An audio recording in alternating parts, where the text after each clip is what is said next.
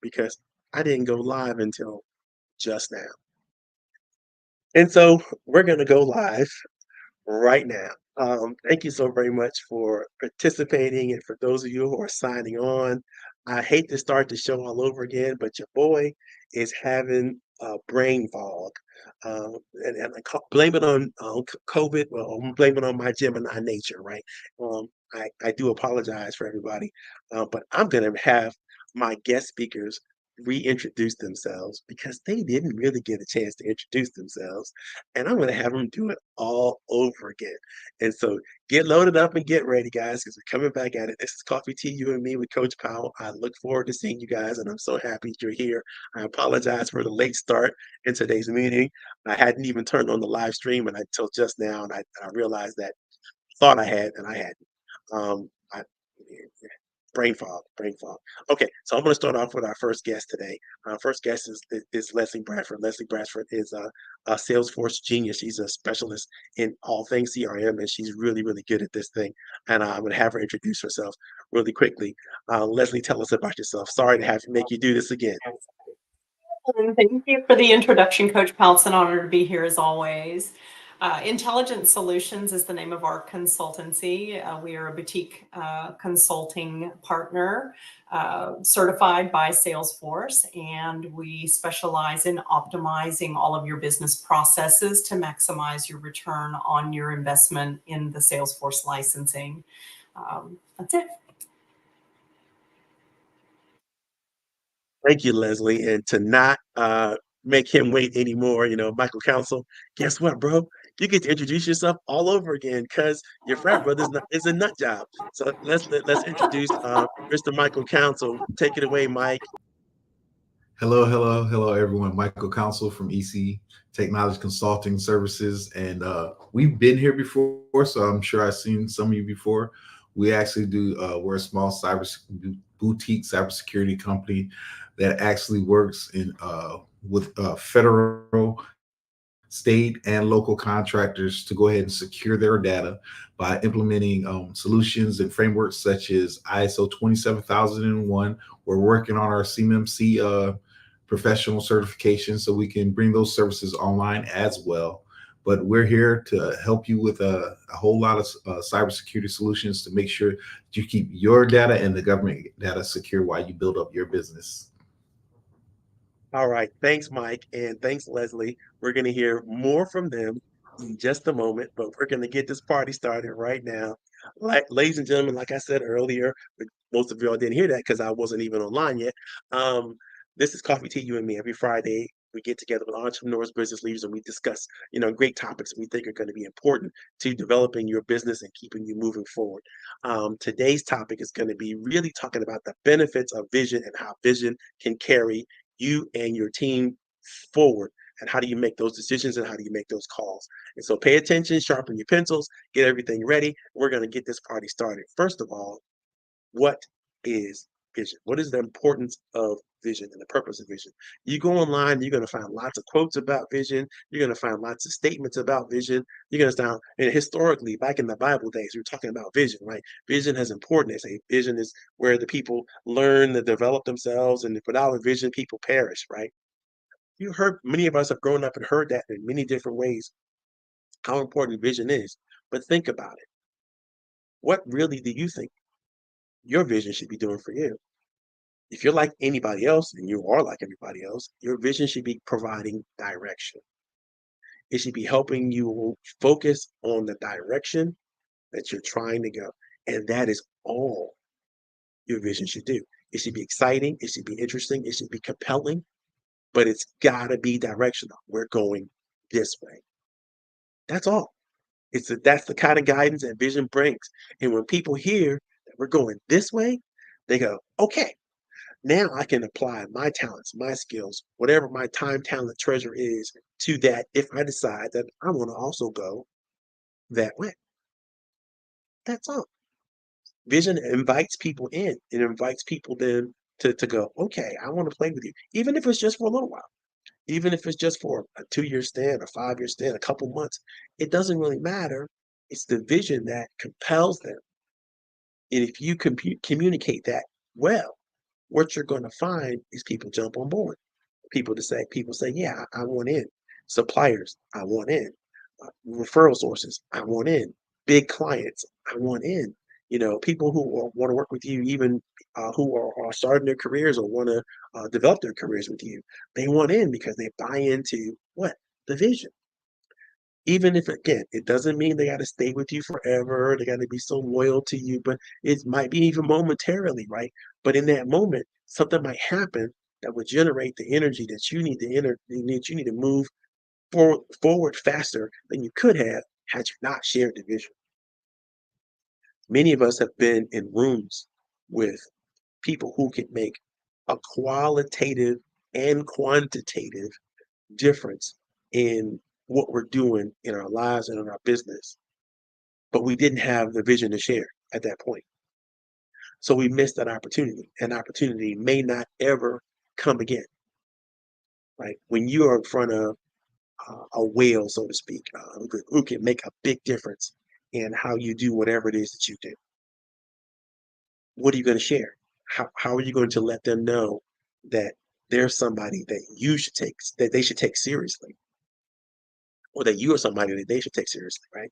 You need to know. So there's a couple tips and tricks and strategies that I'm going to teach you today, that I want you to think through, and think about. And like always, right? The things I share with you, I want you to make sure you use them for good, right? I can't police your morality, but I want you to use them for good, because the difference between influence and manipulation is very, very subtle.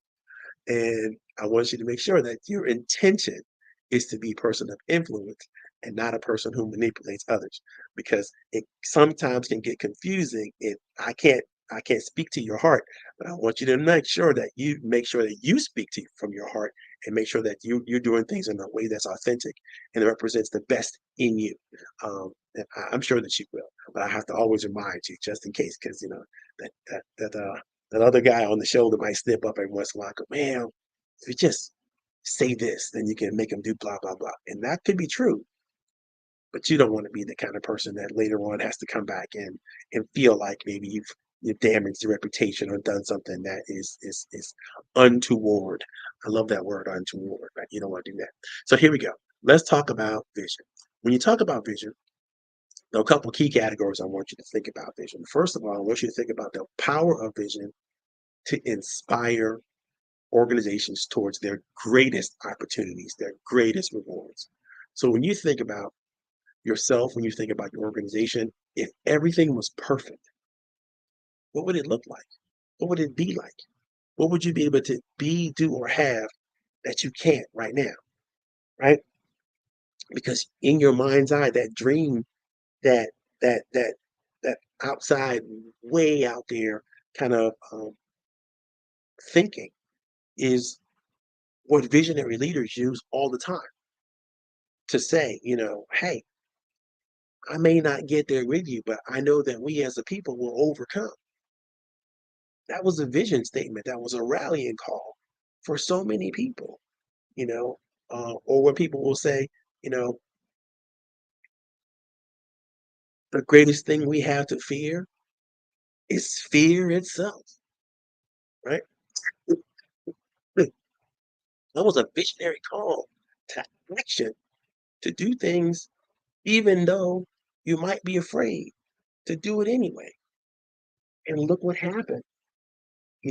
When Churchill and others started to make those statements, those grand visionary statements about our possibilities and how we're going to get to space and how we're going to, overcome the next obstacles that are in front of us. And there are many more obstacles that are in front of the human family right now than ever before.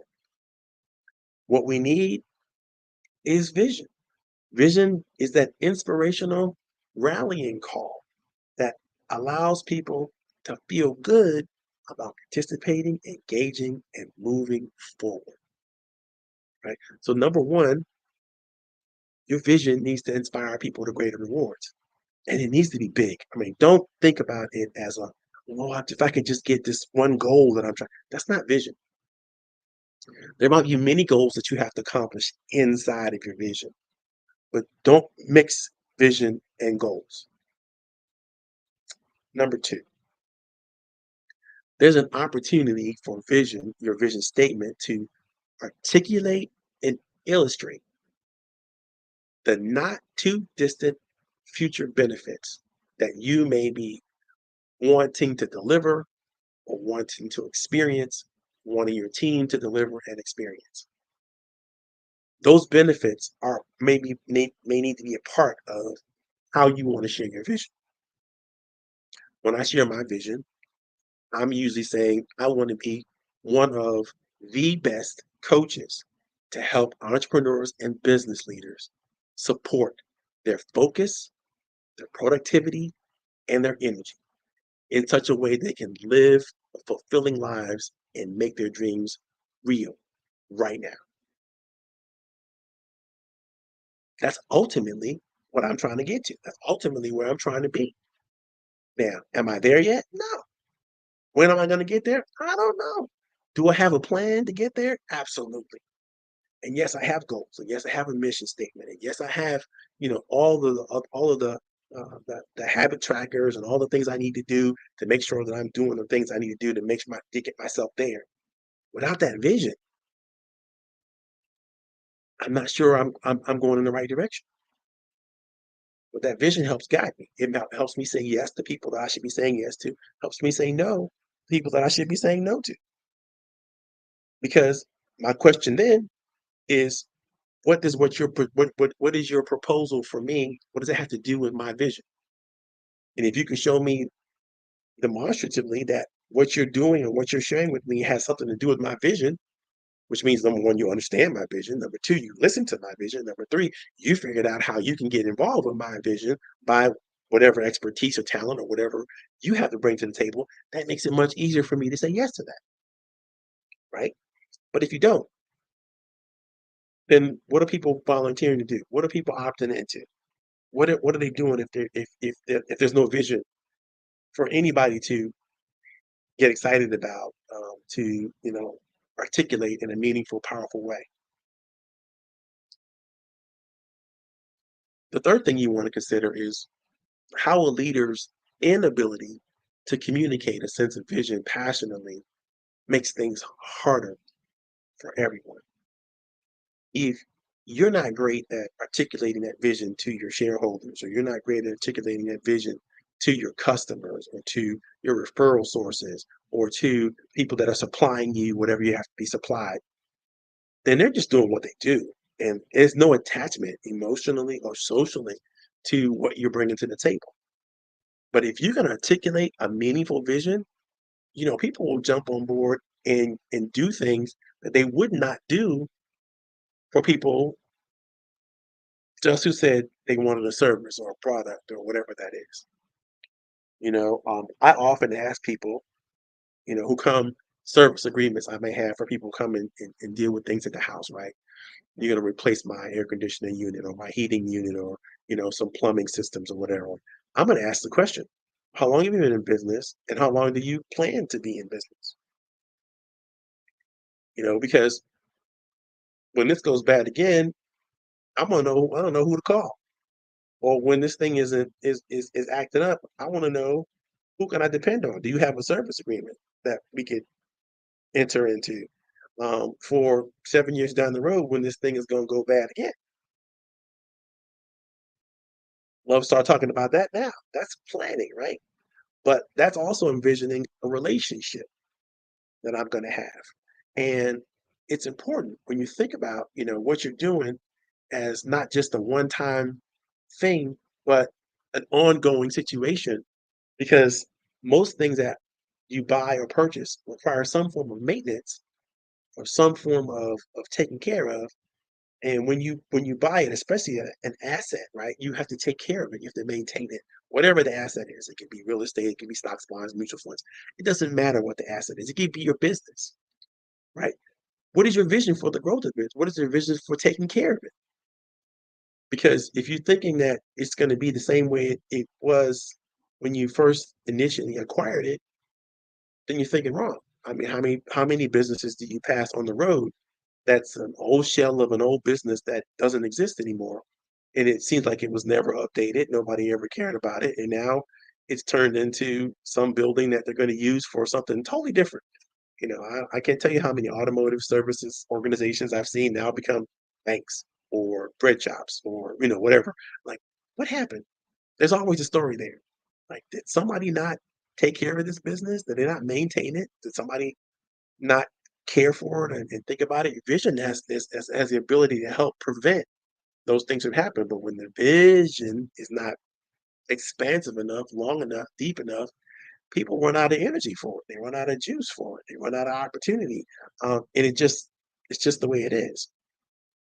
Other thing I want you to think about when it comes to vision is how you can wrap your story in the vision. What is the story of your business, and how is that helping your vision casting? How is it helping you bring whatever it is you're doing down to the basic human level?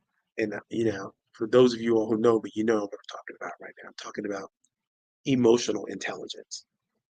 How does your story convey to others in a way where they go, huh, yeah, I can connect to that. I can see that.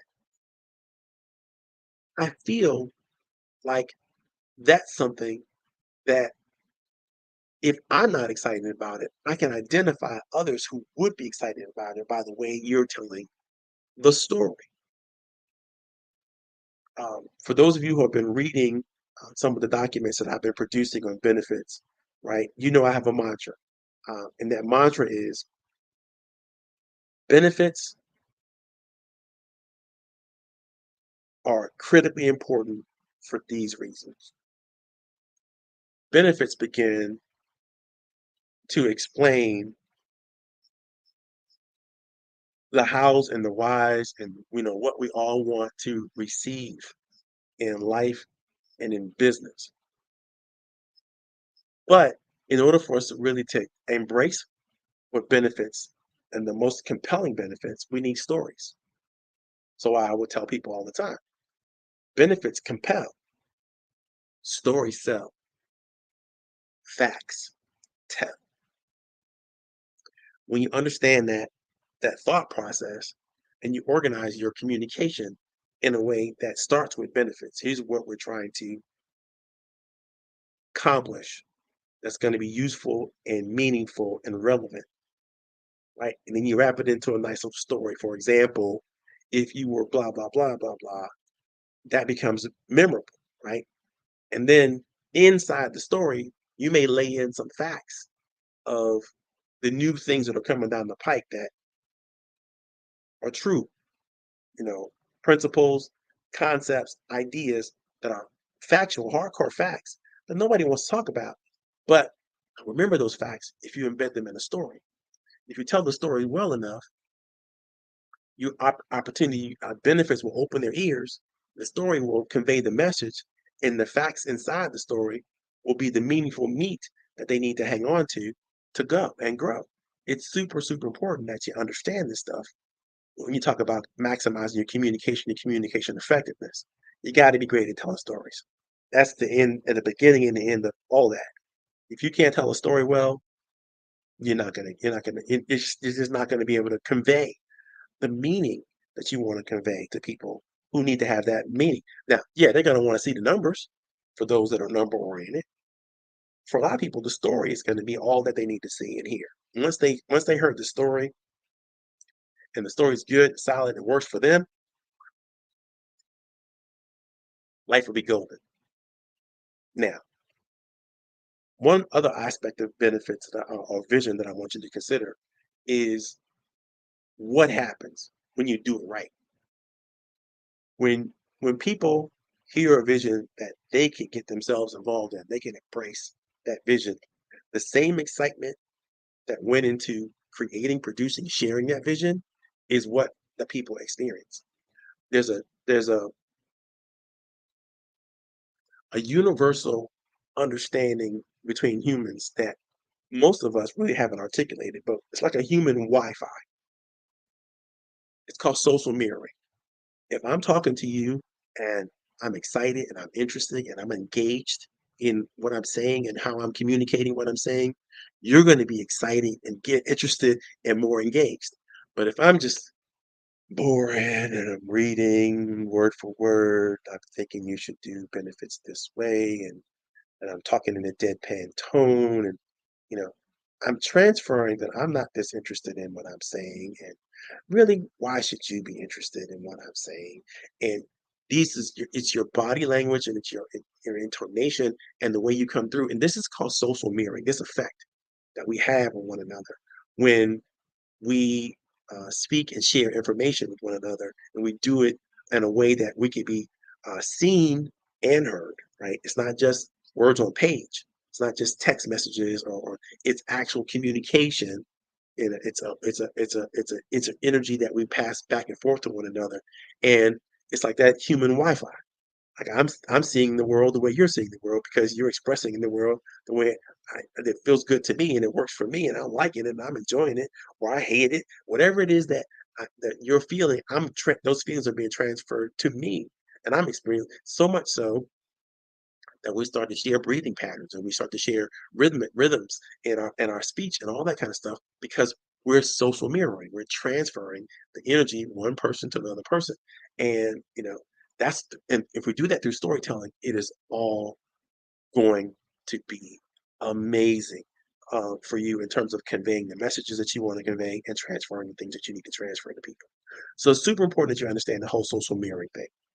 The last thing I want you to understand about vision and what it does for you is visionary leaders are so good at what they do.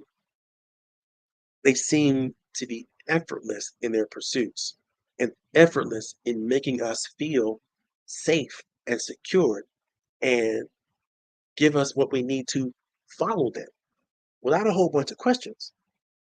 You know, um, and that's super important. That's a super important skill to be able to have, right? To have the insight into people, to know what to say, when to say it, how to say it in a way that creates that kind of security in them, that makes them put down their baggage from their past, that makes them, not second guess stranger danger, right? Which we all have, right? To just disarm all of the fears and the doubts and the hangups that people normally bring into even a brand new conversation. When you're great at this vision casting, that's what happens. People go, I shouldn't trust you. I know I shouldn't trust you, but I do. Can't explain it. It just is. It's that human connection. And I would tell you, if you embarking on any kind of human interaction, then this is the kind of leadership you need to learn. You need to learn how to cast vision. You need to learn how to share your vision. You need to learn the power of vision, and you need to practice it. Start first right in your own home. You know, now you have to understand, if you haven't done this kind of vision casting in your own family, uh, they might be a little shocked and surprised at what you come up with, right? But, tell them, I'm practicing vision casting, and I need to know what you think honestly and open-heartedly about the things I'm sharing with you and what I'm saying.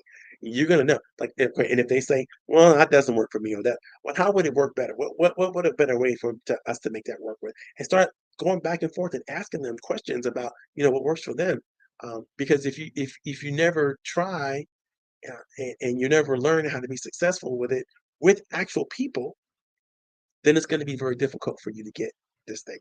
But for those of you who are paying attention, like I said, in the chat is a full document of all the training guide that goes into all the deep details, and you guys can. There's plenty of exercises in there for you to do. But I'm gonna chop it up with my guys now. I'm gonna chop it up with my backstage crew about vision, and I'm gonna ask them a couple questions, and hopefully they'll have some thoughts and ideas about this vision stuff. You know, what do you guys, when you think about vision, right? I'm gonna come over here so my head gets chopped off and not Mike's. There we go. Switch it around. Okay, so when you think about vision and the power of vision, Can you think of any examples in your world and in your life where, you were like all in because you heard such a powerful vision or powerful idea coming from somebody else? Um, besides me, I know I'm great at it. No, just joking, just joking. But does anybody have any thoughts that come to your mind? I have an actual experience historically. So One you of the just most increased the difficulty of answering that question. influential and powerful Go ahead, Leslie. visionaries I'm that I've sorry. ever, pardon me? He's got a delay on his end somewhere. Okay. So go ahead and you go, Leslie. Yeah, one of the most powerfully impactful visionary leaders I've ever had the pleasure of working with was actually at two companies. The first one, GSCS, and the second one, Integris Solutions. And the president of both of those companies, GSCS became Integris.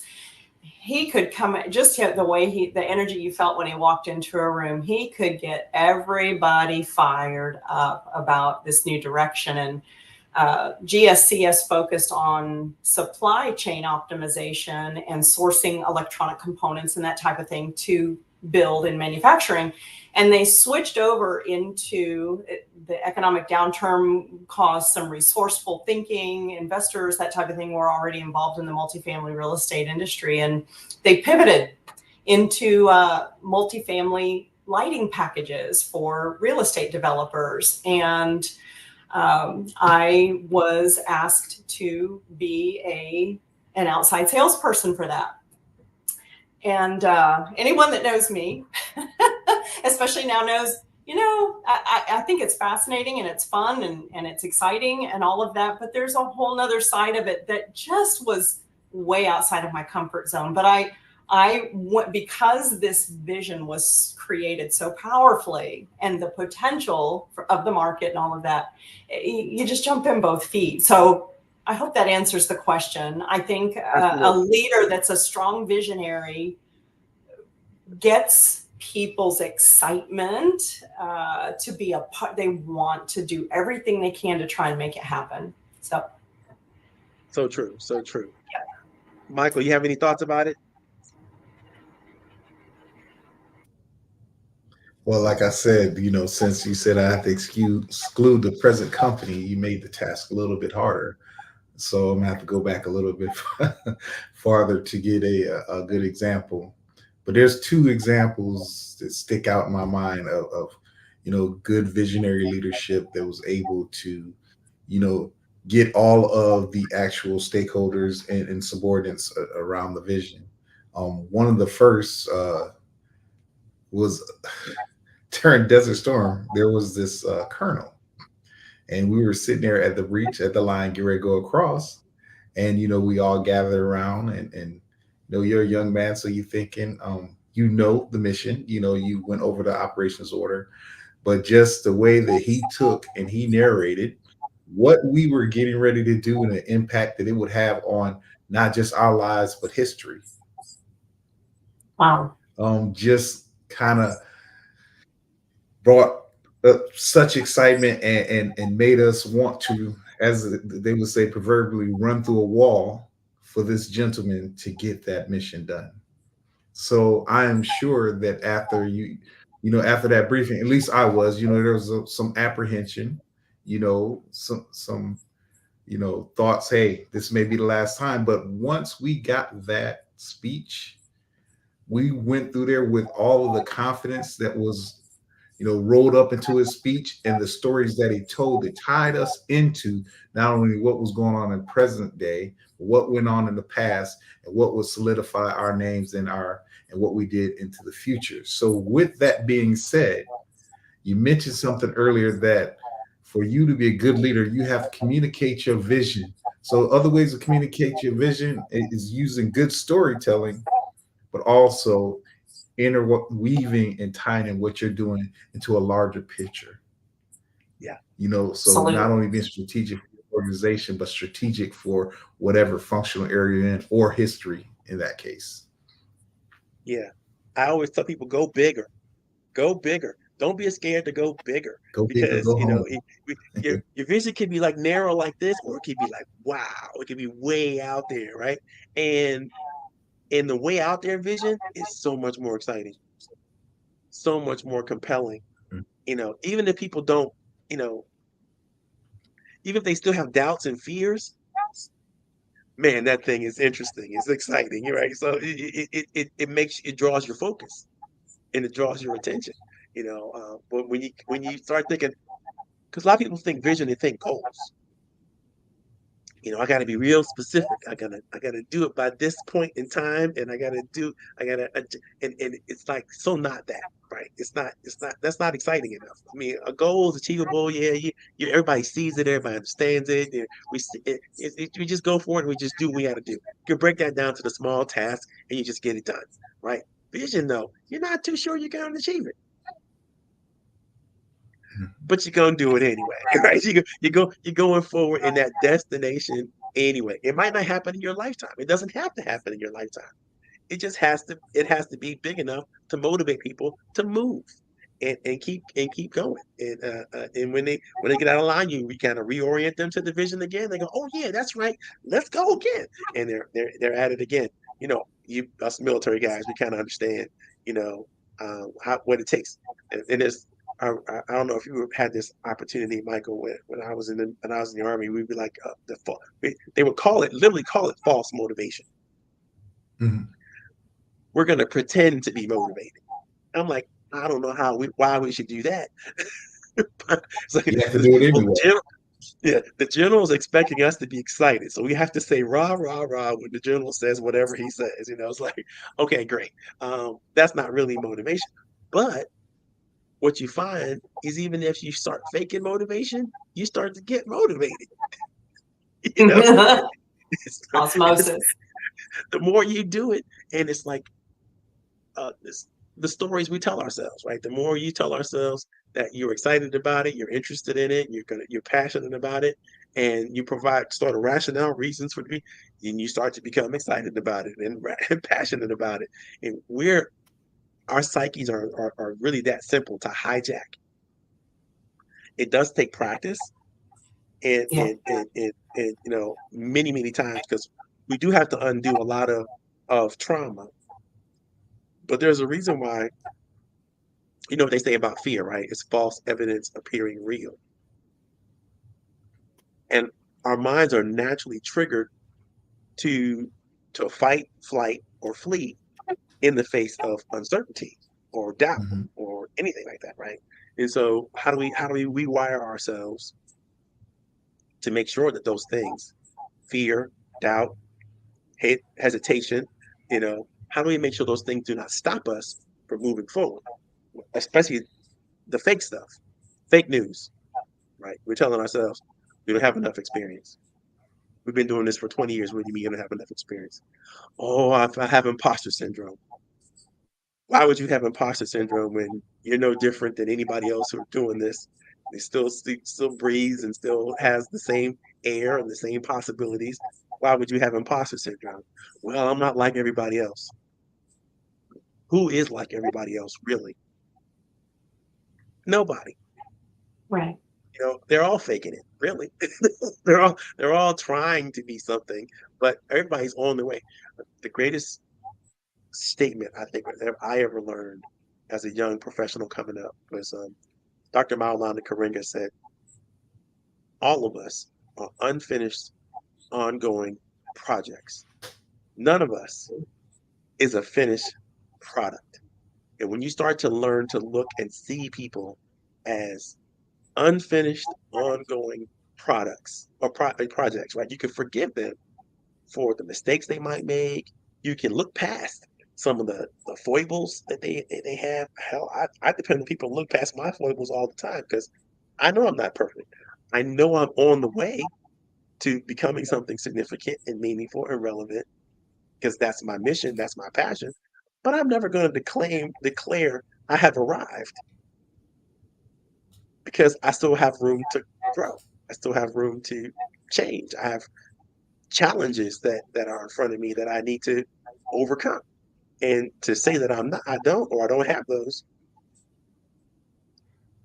Remember that there was the president we once had that said, "I don't read because I don't need to." You know, it's like, I don't read the paper because I don't need to know. I don't that's not even useful information for me. I'm like, you kidding me? You're president of the United States and you just admitted that you don't read anything ever? Nope. It's like, okay, fine. We know why you were a C student at best, right? So it's just, these things that I tend to think about. I don't think we have any questions from our audience today. And it might be if we don't have an audience because I pushed the button at the wrong time. Oh, So, Why you look like that's that all right. though? There is What one happened? thing I wanted to say when we talked about telling a story. Sometimes the story has to come out of multiple mediums and out of multiple mouths. Mm, So continue to multiply through your leadership. Be very succinct and clear with your vision. Make it so that you can have disciples going out there telling your story. Your right, disciples in your organization should be your leaders, but not only people, right? Because we only have the reach of what we can see, who we can talk to. There needs to be media. There needs to be posters and flyers around, in very common places, over water fountains, in the bathroom where you wash your hands at. All these places where people go all the time. You need to be consistently pushing that message out so you can create other leaders and disciples to get your vision statement out there. well said, my friend. You just reminded me of the fact that all the great ones, they have the same statement that they've been making for the last 20 years. Because you bump into them over and over again. It's like, you said that last year, the year before that too. They've been saying Yeah. the same thing for the last 20 years. But the consistency, like you said, Mike, and the quality of the message gets better and better over time.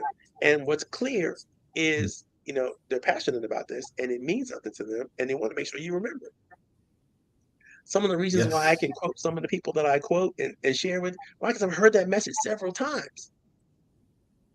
They didn't share it with me one time and it just stuck. No, I, I've heard, Dr. Stephen Covey say the same things over and over again. I've heard Maulana Karenga say the same things over and over again. I've heard, some of the best minds out there, talk about the same things over and over again. And it just, as now I can't separate sometimes between my thoughts and theirs.